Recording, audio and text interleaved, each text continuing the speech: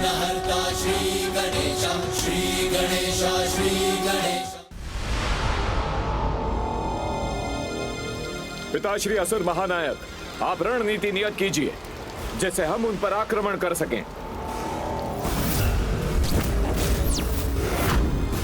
ये समय युद्ध का नहीं,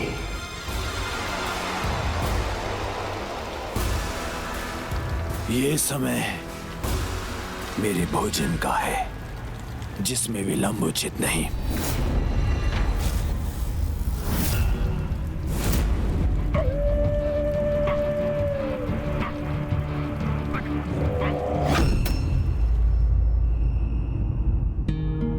तुमने सर्वथा उचित कहा पुत्र गणेश। भंडासुर को उसकी संकट की गंभीरता का आभास हो चुका है और ऐसे संकट काल में जीव जो भी चुनाव करता है वही उसके भविष्य की दिशा और दशा निर्धारित करती है। अब उसको इसका चुनाव करना होगा कि वो किसका पात्र बनेगा, मेरी क्षमा का अथवा मेरे दंड का।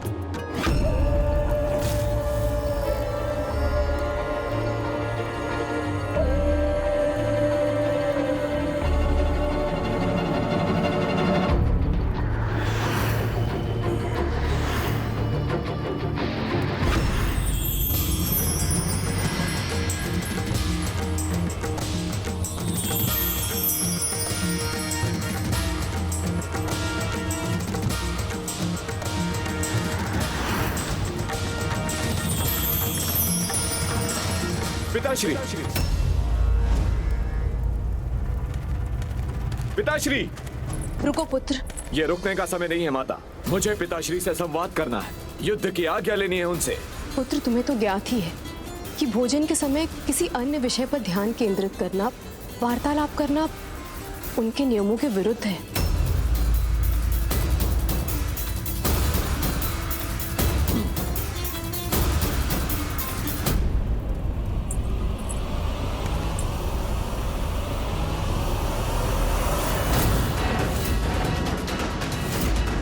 मेरे समक्ष बार बार वही दृश्य क्यों उत्पन्न हो रहा है?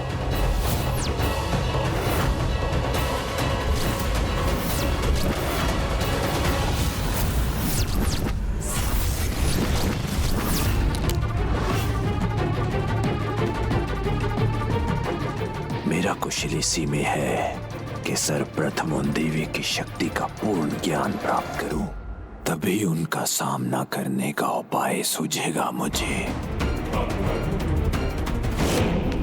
भ्राता, बाहर शत्रु सेना घात लगाए बैठी है और ऐसे चुनौतीपूर्ण समय में भी पिताश्री इतने शांति से भोजन कैसे कर सकते हैं? युद्ध आरंभ करने में इतना विलंब क्यों कर रहे हैं वो? शांत। काका विशंग गुरु शुक्राचार्य को यहाँ लाने के लिए ही गए हैं, क्योंकि गुरुदेव ही हैं जो पिताश्री को युद्ध के लिए प्रेरित कर सकते हैं, इसलिए प्रतीक्षा कीजिए।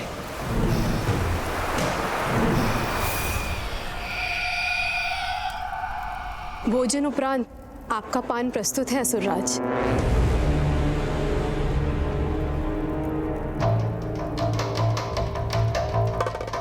प्रणाम असुर गुरु। अभी आप ही के दर्शन की इच्छा थी मुझे। कदाचित तुम्हारा मन किसी दुविधा में है भंडासुर, और तुम्हें मेरे सुझाव की आवश्यकता है। हाँ गुरुदेव, मुझे अपने प्रश्नों का स्पष्ट उत्तर चाहिए। ये देवी मेरी शत्रु कौन है, कहां से आई है और कितनी शक्ति संपन्न है, और युद्ध भूमि में भी इतने शांत और सौम्य भाव से कैसे रह सकती है?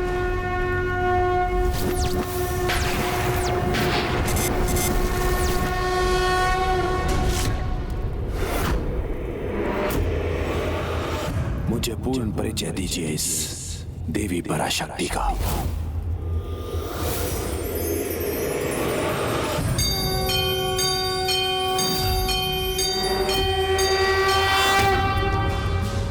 शांत कीजिए मेरी जिज्ञासा गुरुदेव।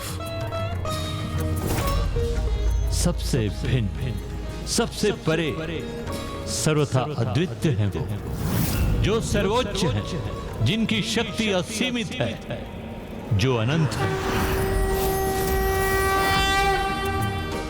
उनकी महिमा का गुणगान मैं अपने शब्दों में कैसे करूं भंडासुर। मात्र 105 ब्रह्मांडों पर अपना आधिपत्य स्थापित कर तुम महानतम असुर महानायक हो, तो उन देवी पराशक्ति की महानता का अनुमान करो, जिनकी सत्ता असंख्य ब्रह्मांडों में सहज स्थापित है। सर्वत्र व्याप्त अनंत चैतन्य की प्रत्यक्ष रूप है माता।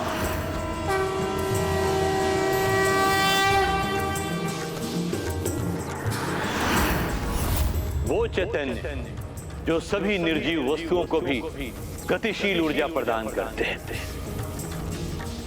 इसलिए माता पराशक्ति तो स्वयं वो प्राणवायु है जिनसे हमारा जीवन है, जीवन है, जीवन है।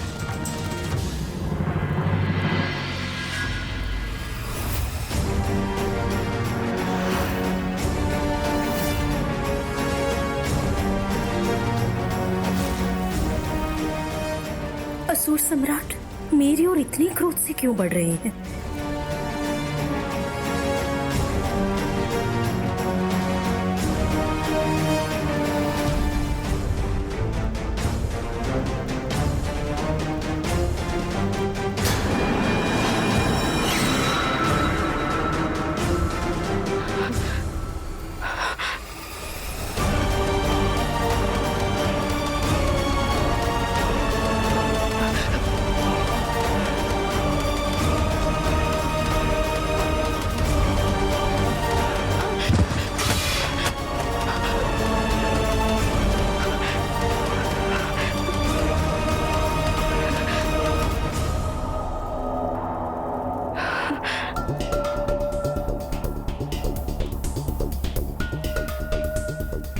अर्थात गुरुदेव, इस पान को उठाने में मैंने जिस लघु शक्ति का प्रयोग किया, वो शक्ति भी क्या उन्हीं से है?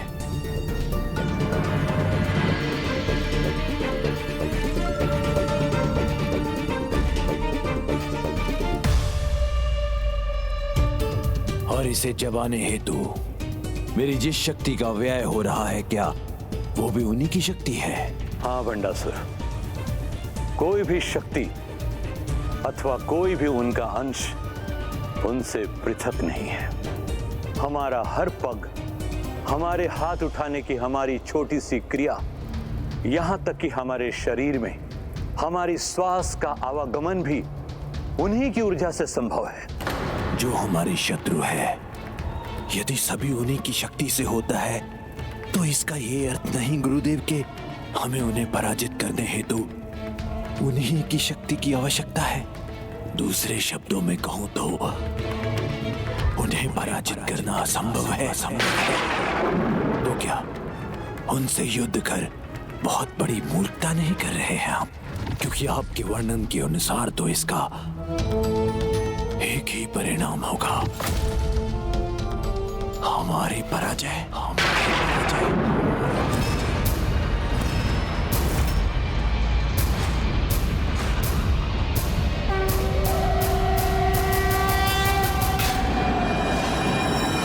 जो स्वयं समस्त शक्ति की स्रोत है, उन्हें पराजित करना तो असंभव है, असंभव, असंभव है, असंभव, असंभव।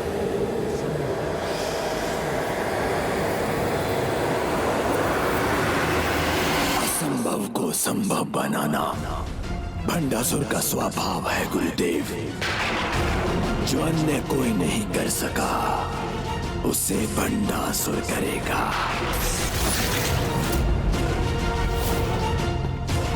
इसलिए विचार कीजिए, क्योंकि इस देवी के अंत का कोई तो उपाय होगा। उन माता का अंत करने का स्वप्न त्याग दो तुम भंडासुर, जो समस्त ब्रह्मांडों में सर्वत्र व्याप्त शक्ति है और अपने नारी रूप में होने के कारण जगत की हर नारी में अपनी अधिकता में उपस्थित और क्रियाशील है।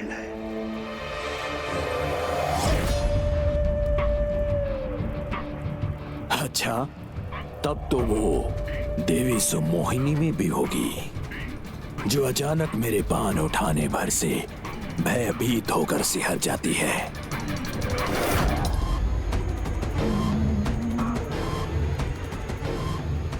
जो अभी भी मेरे समक्ष सहमी हुई अवस्था में है।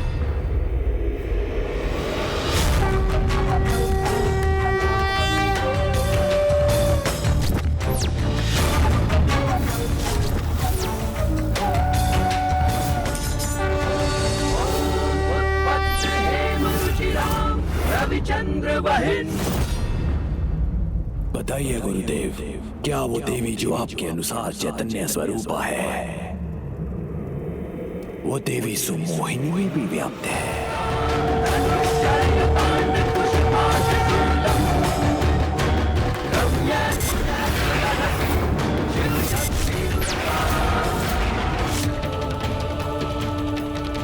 विश्वास नहीं होता देवी सुमोहिनी इतने साहस और शक्ति का परिचय दे सकती है।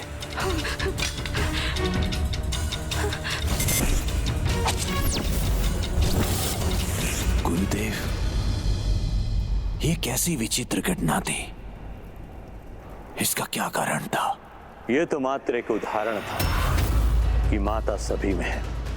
किसी भी नारी में उसकी शक्ति अन्य सभी से अधिक क्रियाशील होती है। अर्थात ये प्रमाण है कि यदि वो चाहती तो देवी सुमोहिनी को माध्यम बनाकर तुम्हारा अंत यहीं कर सकती थी। अर्थात वो देवी किसी भी नारी के माध्यम से, देवी सुमोहिनी के माध्यम से भी अपनी इच्छा को प्रकट कर सकती है।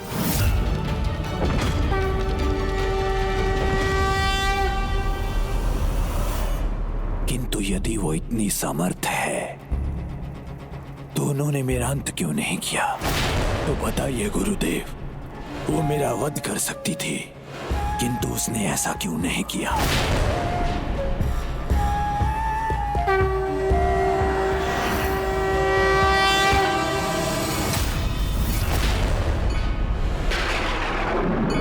अपने प्रत्यक्ष रूप में माता पराशक्ति एक सुहागन है, इसीलिए किसी सुहागन से अधर्मपूर्ण आचरण करवाना उन्हें स्वीकार नहीं। और यहां भी तुम्हारी पत्नी की तुम्हारे प्रति अटूट निष्ठा का मान रखने हेतु उन्होंने देवी सुमोहिनी को अपना माध्यम नहीं बनाया।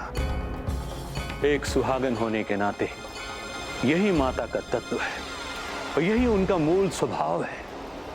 वो प्रभु महाशिव के प्रति निष्ठा से समर्पित है और प्रभु महाशिव उनके प्रति, जिनसे विवाह उपरांत ही माता ने अपना सिंहासन ग्रहण किया था। अपने पति प्रभु महाशिव के प्रति उनका स्नेह और समर्पण अतुलनीय है। मैंने कहा था ना, जो कोई संभव नहीं कर सकता उसे भंडासुर करेगा।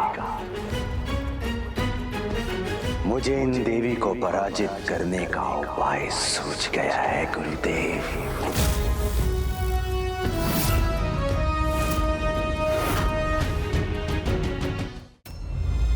उनकी महिमा का इतना बखान सुनकर भी, उनकी असीमित शक्ति का ज्ञान होने पर भी तुम ऐसा करने के लिए कैसे सोच सकते हो? विचार तो आप नहीं कर रहे गुरुदेव, क्योंकि स्वयं आपने ही तो मुझे उनकी पराजय का मूल मंत्र सुझाया है। मैंने तुम्हें क्या सुझाया भंडासुर? यही गुरुदेव, कि जो उनकी शक्ति है वही उनकी दुर्बलता है। अर्थात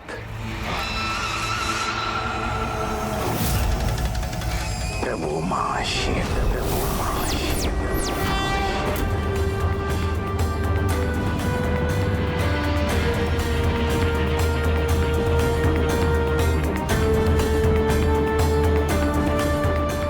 भंडासुर की कपट कल्पना यहाँ तक जा सकती है, इसकी कल्पना तो मैंने भी नहीं की थी।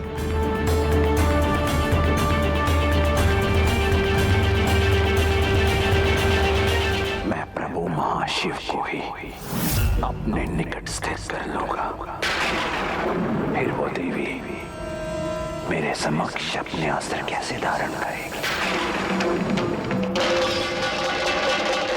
भंडासुर अपने कपट की सारी सीमाएं लांघकर वो मेरे विरुद्ध अपना कवच बनाकर महाशिव को लाने की रचना रच रहा है। धूर्तता की पराकाष्ठा है। भंडासुर के सिवाय ऐसा कुविचार भला किसके मन में उत्पन्न हो सकता है?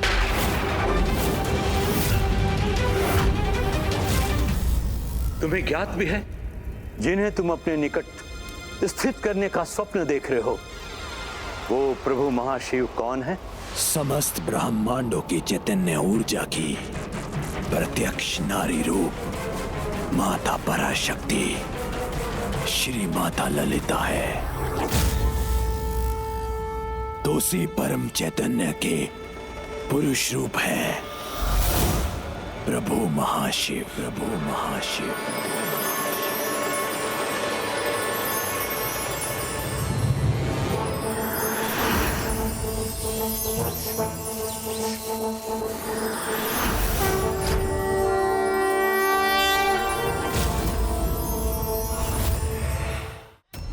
उन्हें यहां स्थित करोगे तुम? इतना सामर्थ्य है तुम में? गुरुदेव, कुछ सत्य कर्म और यज्ञ आदि कर यदि देवता अपनी सहायता हेतु देवी पराशक्ति का साथ देवी माता ललिता के रूप में प्राप्त कर सकते हैं, तो ये भंडासुर उनसे भी अधिक कठोर तप और यज्ञ कर प्रभु महाशिव का आवाहन क्यों नहीं कर सकता है?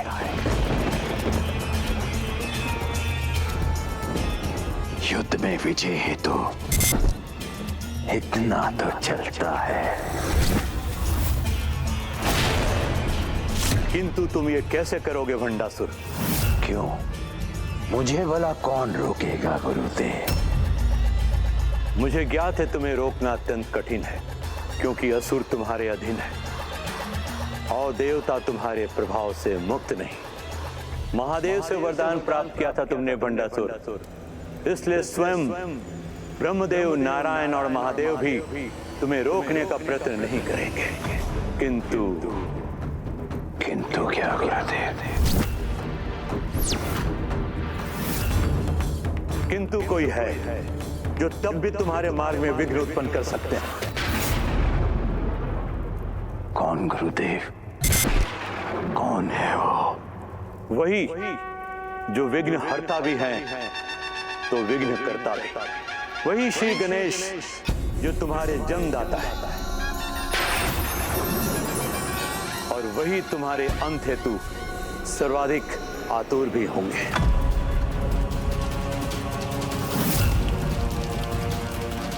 तो सर्वप्रथम मैं उन्हें ही यहां अपने अमरपुर में स्थित करूंगा।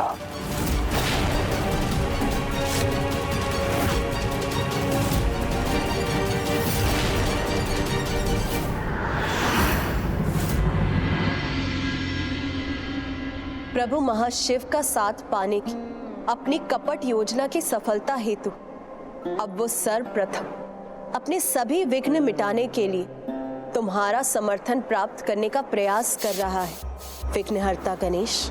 ये असंभव है माता, ऐसा कदापि नहीं होगा। यह भी असंभव के समान है। उनका आह्वान कर असीमित समय के लिए यहां स्थित करना।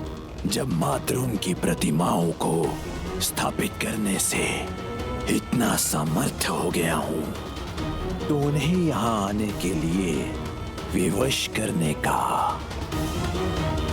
सामर्थ्य भी रखता हूं। प्रत्यक्ष रूप में वहां मुझे स्थित करने हेतु अनुष्ठान अथवा पूजा करने का सामर्थ्य नहीं है भंडासुर में। उसके वश में जो भी है वो सभी करने पर भी मैं विवश नहीं होऊंगा, कदापि नहीं जाऊंगा वहां। मैं ऐसी स्थिति उत्पन्न करूंगा कि गणेश जी स्वयं मेरे समक्ष प्रकट होने पर विवश हो जाएंगे।